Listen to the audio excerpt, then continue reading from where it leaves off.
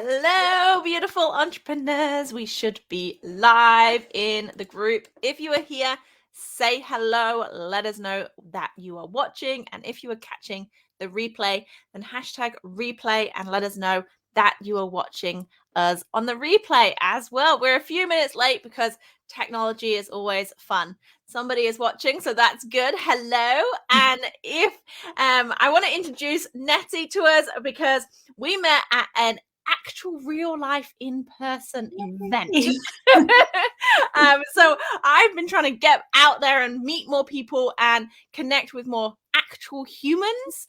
And I got to meet Nettie in real life. So welcome to the group. Thank you so much for being here. Thank you. I'm so excited to be here. Yay! So tell the group you are a human design whiz. So tell the group a little bit more about you and how you came to do what you do now. Great. So I'm Neta with Empowered, and I'm all about sovereignty, self-love, and using human design as a tool for feminine empowerment. So I came to all of that journey bit by bit, basically through becoming a mom. I did the whole hard ass, high flying corporate career thing, very much in my masculine, had a lot of fun, had a lot of success. And then in my late 30s, nearly 40, I had my daughter, and all of a sudden did almost like a complete energy flip from being out there and high flying to being home with the baby. And as you might imagine, that was a bit of a culture shock. Yes. And yeah, I really felt like really early on, I felt this need to kind of like rediscover my identity. Like, who was I in this new thing? And also, like, where was my power? Like, where was I empowered? Because it didn't feel very empowering being home with a baby. It felt beautiful, but also all of a sudden I was like stay-at-home mom, and that was my focus. And I found it really difficult to sort of just be in the world with that, because the label mom isn't that exciting. And when you tell people that you're staying home with your kid, there's like this connotation that you're lazy. And then I bought into some cultural conditioning, and then I felt like, well, if I'm just home with my kid, then, how can I still do self-care, and how can I sort of demand time for myself when I'm, in inverted commas, not doing anything? So all of, layers of guilt and shame and cultural conditioning. And it took me a number of years to sort of claw my way out of that and kind of find that sense of alignment and sovereignty in the world, and reclaim myself as someone who was no longer attached to a corporate title. And I came across human design about 2 years ago, and what it's done for me is basically confirmed everything I knew about myself already at a really deep level. And knowing that has just given me that extra level of confidence to sort of stand in my power and go, this is what's right for me. This is what I'm going to do. And I'm not going to question myself. And it's just, if I had found human design, 6 or 7 years ago, it would have made that whole journey just so much easier. Yes, I love your journey, because I think there are so many people that will resonate with that story. And even if it's not people transitioning to motherhood, there is so much around what we should be doing. And that's one of the things that I share in my story, is that, I quit one of my jobs at one point. I quit a lot.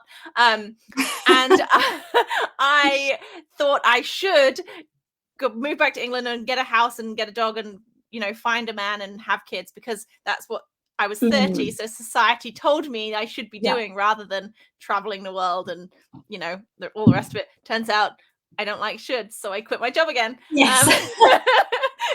But I think this societal pressures that society puts on us as individuals lets us stay stuck. So I love that you moved through that journey and found human design to really grab onto. So talk to us about those that are listening that are like, what the frick is human design? It sounds cool, but what is it? Explain. Okay, so kind of one of the things that I often say to people is like, what the fuck is human design, and what is it going to do for me? Yeah, exactly. And the thing of it is, it's totally unfair, because when you look at your human design chart, it's very graphic, scientific looking, and to be honest, it's not particularly sexy. So the magic is actually in understanding what it all means. So human design is a combination of a lot of proven ancient systems. So you have systems like the Kabbalah and astrology and the chakra system, and they're all there to help us understand how to use our energy. And basically, human design is like 4 systems almost like merged into one. And just, it's basically energy on speed. So what human design does, it gives you a really, really deep understanding of how you're designed to use your energy, what your strengths are, what traits of your personality you can bring to everything you do. It's basically a roadmap that holds endless magic. And even if you have a reading or 2 readings or 3 readings, there's always more to discover, which is what I love about it. Is like, it's never a one and done. And my big thing is also human design is an embodied experience. So you can look at your chart and you can have somebody do a reading, but if it's all knowledge just up in your head and it's not implemented in your life on a day-to-day basis, then it's not going to have an impact on your life. But if you can embody it, it's magic. Yes, and I remember when I had my first human design reading, like you say, you look at it and you go, oh, well, okay. I don't, that's a whole bunch of things that I don't really get and understand. And I remember when they first did it, they asked, is this your first, second, third, or how many readings have you had? So they could, I guess, wow. layer it on Yeah. if you were new or more experienced. And I was like, I don't know anything. Speak to me like a baby. I got nothing. Yeah. So what is the difference between all these different things, and what can you do differently when you know your human design? Yeah, like I've already said, what it does to me, it gives you the confidence to follow your own intuitive knowing. I mean, we all have our own inner knowing, and that lives in our bodies.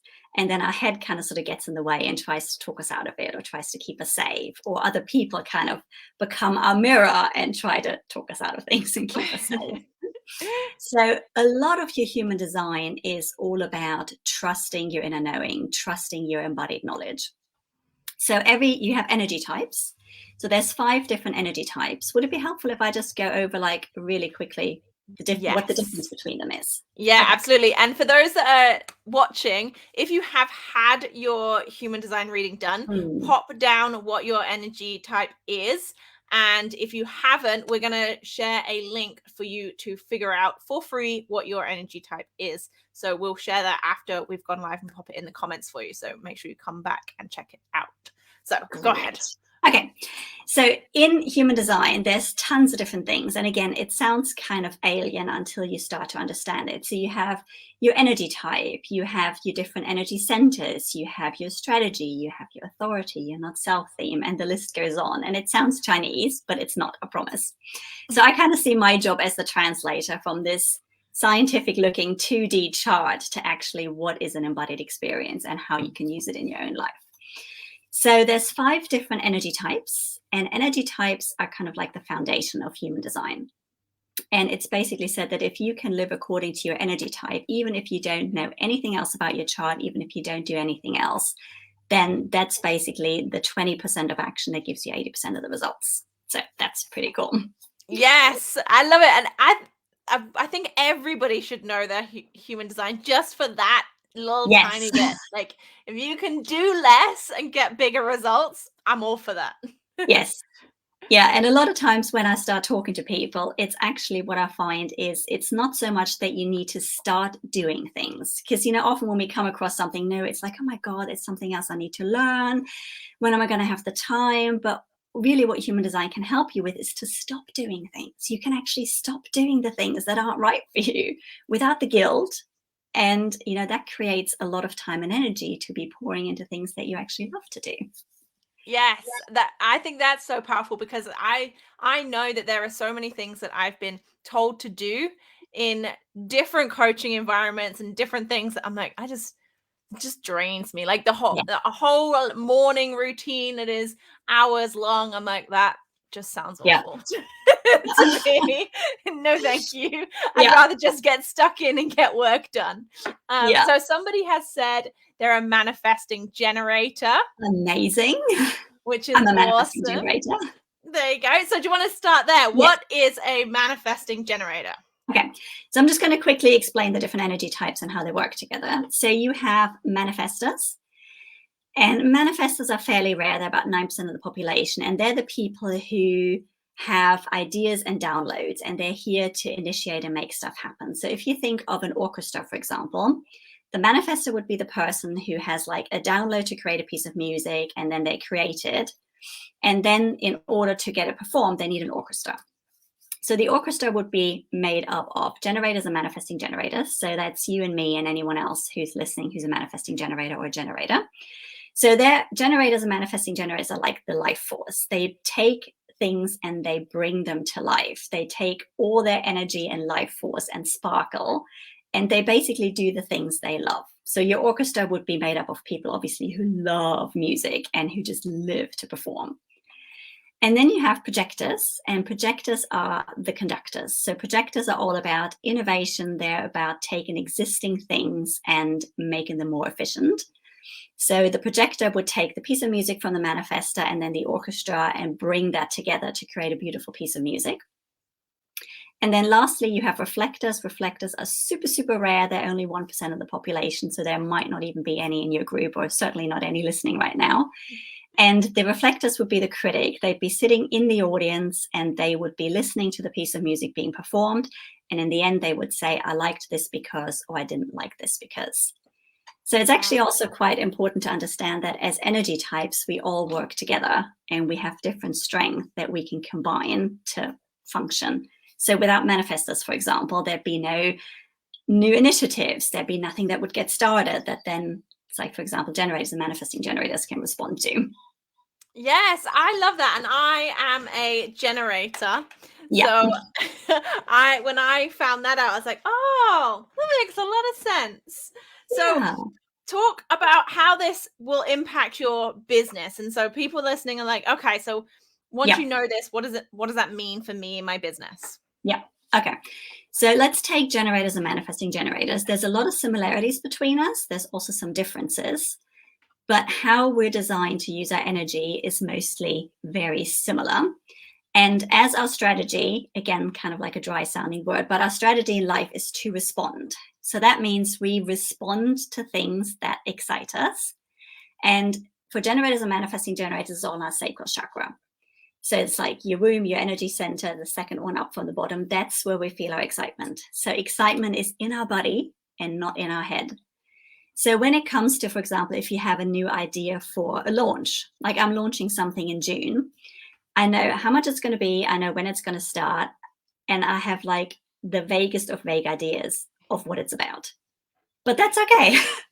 Like I'm excited about it. And that's the thing that I'm responding to right now. It's like the excitement of the potential and the possibility.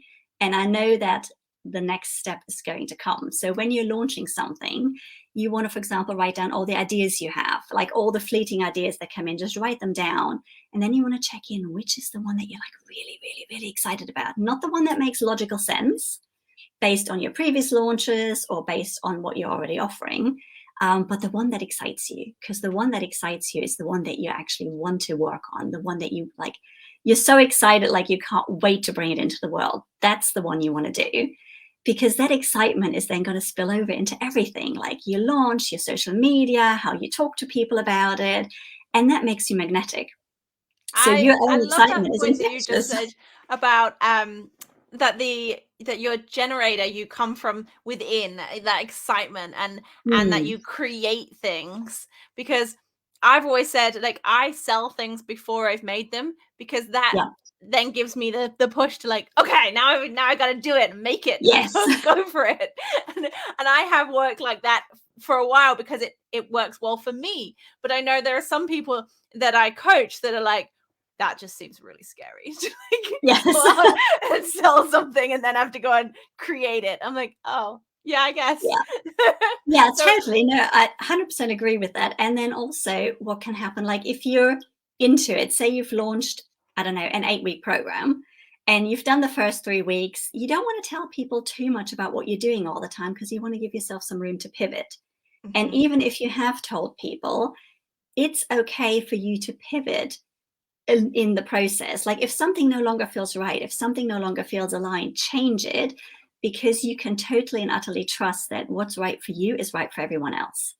Yes. I've seen this with a mentor of mine time and time again. She's a generator, and she just pivots. If it's no longer exciting for her, she pivots, and then her new excitement makes all of us excited. Yes. And, it's that permission to do the thing that, we're told that we shouldn't do. Like, you've made a plan, you sold something, you now have to stick to it. And it's like, no, you don't. Yeah, you can always change. And that's the beauty of being an entrepreneur, right? We get to Yes. choose Yeah. everything in our world. Yeah. And then it's so also somebody in your said they've only heard 3 types. So just cover off the types again. Okay, yeah. So you have manifestors. Then you have generators and manifesting generators. So they're 2 different energy types, even though they share a lot of similarities. So that's 3. Then 4th, you have projectors, and 5, you have reflectors. Thank you. Okay, so next one, generators. We're creating from our stomachs or from inside of our body. What other sort of things can people feel when there may be projectors in their business? Okay, so as a projectors are about 20% of the population. So as a projector, it's all about being invited to share your wisdom. So you have a lot of wisdom, and projectors can see things that other people miss. So you can imagine that you're like the bird sitting in the tree, and you can see all the animals on the forest floor, but you can see the things that they can't see. So you can see where the ripest and the juiciest berries are, and you can see that fox like off a loft that's going to be looking for those rabbits for dinner. So you can see all those things, but unless you're invited to share it, it's like your wisdom is not meeting fertile ground. So an invitation can look like, people ask you to speak in their group, they ask you to work on a project, but it can also be, say, in your social media marketing. It can be somebody comments on your post or somebody likes your post. Those are sort of all invitations that say, people are interested in what you have to say, and they might be open to you contacting them to see if you want to take it further. I love that. Yes. Because knowing that makes all the difference on your social media, right? You can wait for people to come to you rather than going out and hunting for people. Absolutely. But then the other thing that is really important for projectors is you also need to recognize your own wisdom, and you need to recognize that what you have to offer is super, super, super valuable, because if you recognize that for yourself, you then project that out and other people will be able to see it in you. So you can't be sitting on your sofa, like hiding under a blanket, thinking that, you're worthless. That's not going to get you the invitation. But if you cultivate your own wisdom, you're projecting that outwards and people will notice. Yes. What is the difference between a manifesting generator and a generator? Okay. So the difference between a manifesting generator and a generator is basically a manifesting generator is a hybrid. So manifesting generators are hybrids between generators and manifestors. And it has to do with our throat being defined and connected to our sacral. So if, as a manifesting generator, we're basically all about being like really high speed individuals. So we can move at high speed, but also we're interested in lots of different things. And it's energetically correct for us to be interested in lots of different things. So you might have multiple businesses, or you might even be like launching 2 different programs at the same time if that feels energetically aligned. Or you might just do things because you find them exciting, but you don't have to finish them. So like that book you start, that was like really exciting for the first 3 chapters, and then it just kind of goes flat. You don't have to finish it. You can trust that what you've gotten out of that is enough. Like right now, I'm really into roller skating. I've got no idea why, but it makes me really excited. So I ordered a pair of roller skates. I'm going to roller skate and just do it as long as it's fun. But I don't have to do it forever. You just have to trust that, like, whatever you're doing is you're getting a skill, or you're getting like new inspirations that you can use in other parts of your life. And you might not know why you're excited. Like, I don't know why I'm excited about roller skating, but I am. I love that. I think one of the things that I did over lockdown was learn a new skill. Each different lockdown we went into, I was like, right, what am I going to learn this time? Yeah. Because I just wanted to try different things. Yeah. And I should definitely get into roller skating. One of my friends asked me about roller skating recently. Yeah. Oh, no. Like the retro ones. They look really cool. Yeah, that would be cool. And then the other thing is, again, with manifesting generators, based on my own journey, like before lockdown, I had a product-based business. loved it. Like, it excited me. It was fun. It was really successful for what it was. And also in like a really, really quick time frame. But then transitioning it online in lockdown just didn't excite me. And it didn't Yeah. get me the results, and it became a drain. And I went from having, 40, 50 markets and events a year booked to kind of sitting at home trying to run online markets. And it took me a long time to realize that the excitement had gone out of it for me and that I needed to let it go. And it was really hard because, again, we're sort of told that, when we start things, that, we should stick with them. And it was like, no, this is not bringing me joy, because it's Yeah. not bringing me joy. It's not bringing me results. And I'm going to give myself permission to stop. Yes. Yeah. That's really key, I think, because I know that there are a few people out there that feel like they're hitting their head against a wall when it comes Yeah. to their business and what's going on in the world, and everything else that they've got going on, and thinking, is this right for me? Should I Mm, continue? Am I doing the right thing? What would you say to those people in terms of their human design and yeah. finding out what to do next? Well, if you're a generator or a manifesting generator, you want to check in with your excitement level. So you want your excitement level to be pretty high. It's okay if it dips for a little while, but say if it's gone from like an 8 or a 9 out of 10 down to a 6, and that happens maybe for a couple of days, you don't need to have a crisis and reconfigure your business, because you might actually then sort of put some actions in. You might do something new and your energy level goes back up. But if you're consistently at like a 6, 5, 4 dropping, then it's time to really look at it and go, okay, what's not working for me? Is there something I need to stop doing? Is there something that I can delegate? What would bring the excitement back into this project? And if you don't find it easily, then it's also okay to question like whether you can let it go and see where else your excitement takes you. Right. And that's That's really, really key, because I think mm, I found personally, when I was doing the same tasks over and over again, which of course in a business there are things that you have to do over and over again. mm, That's just life, right? yes. But that just didn't excite me because it's not my personality. So I was Mm, like, I need to hire somebody to do yes. those bits in my business, the things that need to be done every day. And then I can focus on what excites me rather Yes. than the monotonous bits that just don't suit my personality. Yeah. And then the things that we can't outsource, or for some reason don't want to outsource, say, you have to get your paperwork for your taxes together. Some people can do your taxes for you, but they can't find your pieces of paper for you. Yeah. Or like with me, it's cleaning. I like a nice environment. I like a clean house. But if I let it go too long and then I have to do like that, almost like starting from scratch, it really drains me. So one of the things for me is, how can I make it more simple, and how can I make it more fun? So, put on the tunes, listen to the podcasts while you're doing the vacuuming. Just like I do a kitchen disco when I'm cooking. I like cooking, but it gets monotonous for me to do it like every day. So I do things that make it fun and high energy.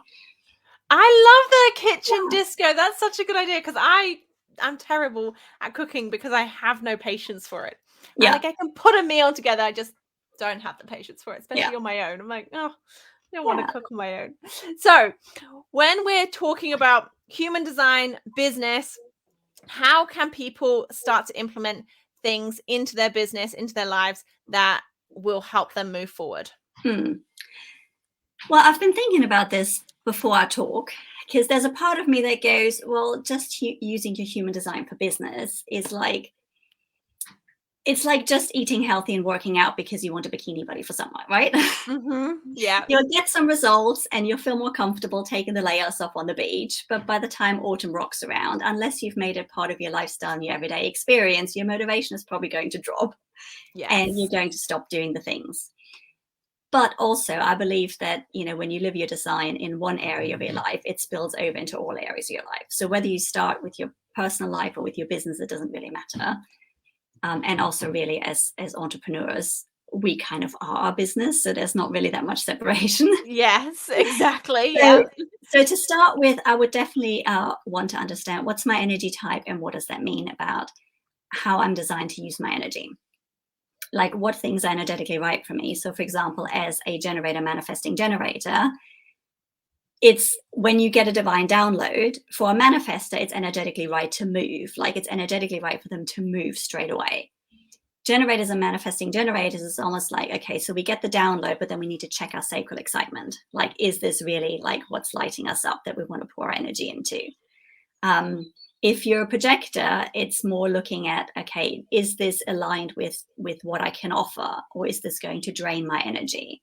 And the people that are asking me to do stuff, are they recognizing me as an authority? Reflectors, again, really, really rare energy type, but very, very open to their environment. So reflectors, super important that they're surrounding themselves with supportive environment, supportive people. So it's those types of things, like, who am I in my human design? How can I use my energy? And also, how do I know when something's not right for me? So there's something in human design called a not self theme. So for generators, manifesting generators is frustration. So when we feel annoyed, frustrated, stuck in life, just like really drained and tired, that's a big sign that whatever we're putting our energy in isn't lighting us up. So, and it's not a bad thing. It's like not about not ever feeling frustrated. Again, it's just a sign that tells you that your energy is being used in a way that's not right for you, and that's not restorative and regenerative for you. And then you can just go, okay, great, let me look at that. Let me do something different. Yes. Projectors, when they're not being recognized for their wisdom, they start to feel bitter. They can be called things like a know-it-all, because they know so many things, but if they're not being invited and they share what they know, it's not landing and people are not open to hear it. Manifestors, when they're not following their energy and their downloads and their urges, when they're not initiating things, they can feel angry. Wow. It's kind of knowing those things and just playing with those little clues, and just play with it. It's not like a dogmatic thing. Just play with it and see what results you get, and then do more of the things that get you results. Yes, I love it. So we're going to put the link down below for everybody to go and figure out your human design energy type, and then come back and tell us. Put it in the comments so we can all see, because that's going to be really, really powerful. So talk to us about the mini course that you have got for everybody. Okay, so one of the things I love is breaking human design down into bite-sized chunks, because there is so much, and my experience with traditional readings is overwhelmed. Like, you get somebody. I have a book on my shelf that I opened about human design and went, yep, okay, that was fun.